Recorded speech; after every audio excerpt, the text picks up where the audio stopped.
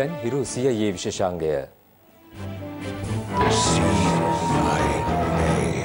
හිරු CIA හරහා ඊයේ අප හෙළි කළේ අවිස්සාවෙල්ල සීතාවක ජල සම්පාදන මණ්ඩලයට අයත් රජය සතු රුපියල් කෝටි ගණනක නල පද්ධතියට හානි වන අයුරින් සීතාවක ගඟේ සිදු කරන මැණික් ජාවාරම සම්බන්ධවයි. 2010 වසරේ සිට අවස්ථා ගණනාවකදී ජල සම්පාදන මණ්ඩලය විසින් ප්‍රදේශීය භාර උසස් පොලිස් නිලධාරීන් පවා මෙම අනවසර මැණික් ගැරීම සම්බන්ධයෙන් දැනුවත් කළද ජාවාරම්කරුවන් පාලනය කිරීමට වගකිව යුතු බලධාරීන් මෙතෙක් සමත් වී නැහැ.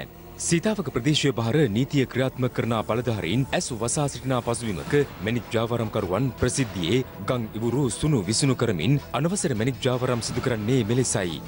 2018 වසරේ මැයි මාස 3 වෙනිදා දිස්ත්‍රික් ලේකම්වරයා වෙත ලිපියක් යොමු කරන ජල සම්පාදන මණ්ඩලය පෙන්වා දෙන්නේ මෙම අනවසර මැණික් ගැරීම් තවදුරටත් සිදු වුවහොත් ජල සම්පාදන දේපළවලට හානි සිදු වී ජලය පොම්ප කිරීමේ ක්‍රියාවලිය බිඳ වැටෙන බවයි. ඒ හරහා ජල පාරිභෝගිකින් 35000කට බලපෑම් එල්ලවන බවත් එම ලිපියේ දක්වා ඇත්තේ වහා මේ පිළිබඳ පියවරක් ගන්නා ලෙස ඉල්ලමින්. එම ලිපියේ පිටපත් ප්‍රාදේශීය ලේකම් අවිස්සාවෙල්ල පොලිස් මූලස්ථානය මැණිකා ස්වර්ණාභරණ අධිකාරිය ආදී වගකිව යුතු රාජ්‍ය ආයතන වෙතද යොමු කර තිබෙනවා. එහෙත් ප්‍රසිද්ධියේ සිදු කරන මෙම නීති විරෝධී මැණික් ජාවාරම් මැඩලා නිසි ලෙස පිරිපහදු කරන ලද ජලය පාරිභෝගිකින්ට ලබා දීම මේ වන විටත් ජල සම්පාදනයට දැඩි අභියෝගයක් වී ඇත්තේ මැණික් ජාවාරමට තිත තැබීමට වගකිව යුතු බලධාරීන් තවමත් ක්‍රියා නොකිරීම හේතුවෙන්. හිරු CIA සිදු කළ නිරීක්ෂණයේදී හෙළි වුණේ ඇතැම් පිරිස් ගම් පතුල හාරා කියුබ් භාවිත කරමින් ගම් ඉවුරට මෙලෙස අදිනා බවයි. එමෙන්ම තවත් පිරිසක් කේබලයක් විශාල ලෝහ තහඩුවක් හා සම්බන්ධ කරමින් ගම් පතුලට දැඩි ලෙස හානි කර මෙලෙස සූරා ගොඩබිමට අදිනු ලබනවා. මැණික් ජාවාරම්කරුවන්ගේ මෙම නීති විරෝධී ක්‍රියාවලිය හරහා ගංපතුලේ සමතුලිතතාව මේ වන විටත් බිඳ වැටී අවසන්. ඒ හරහා සිදුව ඇත්තේ මෙතෙක් කලක් ගංපතුලේ තිබූ ජල සම්පාදන මණ්ඩලයට අයත් නල පද්ධති මෙලෙස ගන්දියෙන් පිටතට මතුවීමයි. හිරු CIA අනාවරණයෙන් පසුව හෝ සීතාවක ප්‍රදේශීය භාර නීතිය ක්‍රියාත්මක කරන බලධාරීන්ගේ දැස් විවර වේවිද? හිරු CIA ඉදිරියේදීත් මේ පිළිබඳ අවධානයෙන්. නිසි ගමනාගමන මාධ්‍යයක් නොමැති කමෙන් මිනිස් ජීවිත අවධානමට ලක්ව ඇති ගම්මානයක් පිළිබඳ අපට නෙළුව නිල්වැල්ල ප්‍රදේශයෙන් වාර්තා වුණා. ලෝක උරුම සිංහරාජ වනාන්තරයට මැදිව ගෙන්කඟ අසල පිහිටි නෙළුව නිල්වැල්ල ගම්මානයේ ජනතාව තේවකාව සහ කිතුල් මැදීම සිය ජීවිකාව බවට පත් කරගෙන තිබෙනවා. ඔවුන්ට තම දෛනික අවශ්‍යතා සඳහා ගෙන්කඟ තරණය කිරීමට සිදුව ඇත්තේ පාසල, තැපැල් කාර්යාලය, ග්‍රාමීය රෝහල, සෞඛ්‍ය මධ්‍යස්ථානය ඇතුළු ආයතන ගෙන්කඟෙන් එතර ලංකාගම ප්‍රදේශයේ පිහිටා තිබීම හේතුවෙන් මේ ජනතාව සිය දෛනික කටයුතු සඳහා ගෙන්කඟ තරණය කරන්නේ මේ ආකාරයෙන්. 2017 මැයි මාසේ ඇතිවෙච්ච දැවැන්ත ගම් වතුර නිසා මේ ස්ථානයේ තිබුණු වැල් පාලම සම්පූර්ණයෙන්ම කඩාගෙන වැටුණා. මේ බත්තලෙන් තමයි ඉතින් අපි එන්නේ නිතරම ඉතින් දරුවගේ පස්සෙන් ඉන්න ඕන බයයි තනියෙන් යන්න එන්න දෙන්න. ගුලියක් කරගෙන තමයි අපි ජීවත් වෙන්නේ. ඉතින් අපිට හැම එකටවත් යන්නේ දෙන්නේ නැහැ. අපිට ඉස්කෝලේ යන්න බයයි බත්තලෙන්. ගංගේ ගැඹුරු හින්දා බත්තල නැති වෙලාවට එහෙම අර කම්බියේ යන්න පුළුවන්. ගංග ගලන දවසට අපිට ඉස්කෝලේ යන්න බැරි වෙනවා. ගම්වාසීන් චෝදනා කරන්නේ 2017 වර්ෂයේදී ගෙන්කඟ හරහා පාලමක් ඉදිකිරීමට රජයෙන් මුදල් වෙන් කරුණද පසුව එම මුදල් නැවත භාණ්ඩාගාරයටම හරවා යවනු බවයි. කෝටි ප්‍රකෝටි ගණන් මුදල් සහ රාජ්‍ය සම්පත් අවභාවිත වන අවස්ථා පිළිබඳ නිරන්තරයෙන් වාර්තා වන කාලයක මේ ජනතාව ජීවිතයත් මරණයත් අතර සටනක් දක්වා අවධානයකට පත් කිරීම කෙතරම් සාධාරණද යන්න පිළිබඳ නිසි බලධාරීන් අවධානය යොමු කළ යුතු නොවේද? දෙහත්ත කණ්ඩිය ප්‍රාදේශීය සභා සභාපතිවරයාගේ නිවසට අදාළවම කිසියම් පිරිසක් පැමිණ තර්ජනය කර ඇති බවට සභාපතිවරයා චෝදනා කරනවා. මේ සම්බන්ධයෙන් අදහස් දැක්වූ එක්සත් ජනතා නිදහස් සන්ධාන පාර්ලිමේන්තු මන්ත්‍රී විමලවීර දිසානායක මහතා සඳහන් කළේ සිද්ධිය සම්බන්ධයෙන් පොදුජන පෙරමුණ නිසි ක්‍රියාමාර්ගයක් නොගන්නේ නම් තමන් පක්ෂයේ දිස්ත්‍රික් නායක දුරයෙන් ඉල්ලා අස්වන බවයි.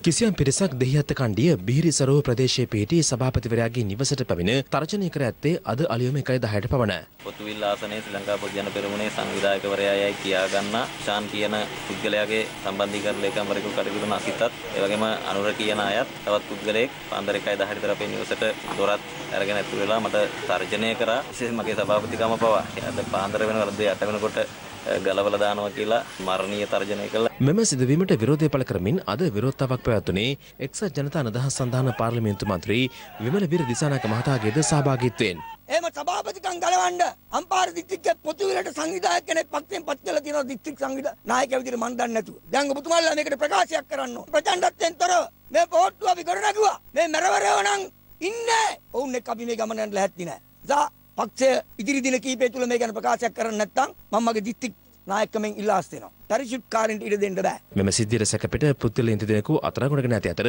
ඔවුන් අධිකරණයට ඉදිරිපත් කිරීමෙන් පසු අප මත මුදා හැර තිබෙනවා. තවත් දේශීය කිහිපයක් සමගින් දැන් රටවටා හිරු. රටවටා හිරු.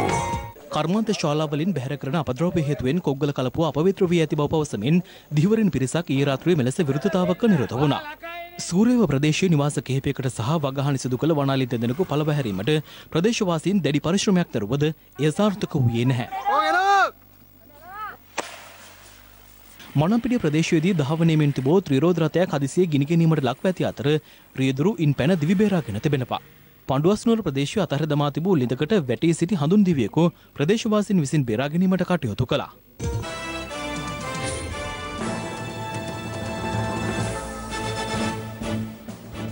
දැන් ලොවට හිරු. ලොවට හිරු. නම්ශිරි ප්‍රතිපත්තියක සිට යළිත් සාකච්ඡා සඳහා ප්‍රවිෂ්ඨ වීමට මේ වසර අවසානය තෙක් ඇමරිකාවට කාලය ලබා දෙන බව උතුරු කොරියානු නායක කිම් ජොන් උන් පවසනවා. ඒ උතුරු කොරියාව සමග යළිත් සාකච්ඡා කිරීමට බලාපොරොත්තු වන බව ඇමරිකානු ජනාධිපති ඩොනල්ඩ් ට්‍රම්ප් ඊයේ දකුණු කොරියානු ජනාධිපති මුන් ජේ ඉන් හමුවීමට පෙර සිදු කළ ප්‍රකාශයට ප්‍රතිචාර දක්වමින් කෙසේ වෙතත් දෙරටේ නායකින් අතර මීට පෙර සිංගප්පූරුවේදී සහ වියට්නාමයේදී පැවති සාකච්ඡාවටවලදී ගත් තීරණ මෙතෙක් ක්‍රියාත්මක කර නැහැ. චන්ද්‍රයාගේ තොරතුරු ගවේෂණය සඳහා ඊශ්‍රායලය ප්‍රථම වරට අභ්‍යවකාශගත කළ බෙරිෂීට් නම් අභ්‍යවකාශ යානය සිය මෙහෙයුම් අතරතුරදී කඩා වැටී තිබෙනවා. මිනිසුන් රහිත රොබෝ යානයක් වන මෙය සඳමත ගොඩබෑමේ අවසන් අදියරේදී මෙලෙස කඩා වැටී ඇත්තේ කාර්මික දෝෂයක් හේතුවෙන්. මෙම මෙහෙයුම සාර්ථක වූයේ නම් ඊශ්‍රායලය ඉතිහාසයට එක්වන්නේ ඇමරිකාව, චීනය, රුසියාව සහ සෝවියට් දේශයට පසු අභ්‍යවකාශ යානයක් සාර්ථකව සඳ මතුපිට ගොඩබැස්සූ පස්වන රට ලෙසයි. ඉන්දියාවේ හරියානාහි උසස් අධ්‍යාපන ආයතනයක සිසුන් හා ගුරුවරුන් ඇතුළු පිරිසකට ඉන්දියා පොලිස් නිලධාරීන් අමානුෂික ලෙස පහර දෙන ආකාරයයි මේ. පහර දීමෙන් සිසුන් 35 දෙනෙකුට අධික පිරිසකට බරපතල තුවාල සිදු වී ඇති අතර විදේශ වාර්තා සඳහන් කරන්නේ ඉල්ලීම් කිහිපයක් මුල් කරගනිමින් මාර්ගය අවහිර කරමින් පැවති උද්ඝෝෂණයක් විසුරුවා හැරීම සඳහා එරට ආරක්ෂක අංශ මෙලෙස පහර දී ඇති බවයි. ඉන්දියාවේ කේරළ ප්‍රාන්තයේ පුද්ගලයෙකු ඇතෙකුගේ ප්‍රහාරයකට ලක්වන ආකාරය දැක්වෙන වීඩියෝවක් සමාජ මාධ්‍යයන්හි සංසරණය වෙනවා. ලොවට හිරු. එසමගින් අප සූදානම් සමගෙන යන්නට. පැතක් නැතුව ඇත දැන ගැනීමට ඔබගේ ජංගම දුරකථන ජාලය අනුව තිරදිස්සුණු පරිදි හිරු ප්‍රවෘත්ති SMS සේවාව සක්‍රිය කරගන්න. හිරු රාත්‍රී 9:55 යලි මුණ ගැසෙමු. ආයිබෝවන්.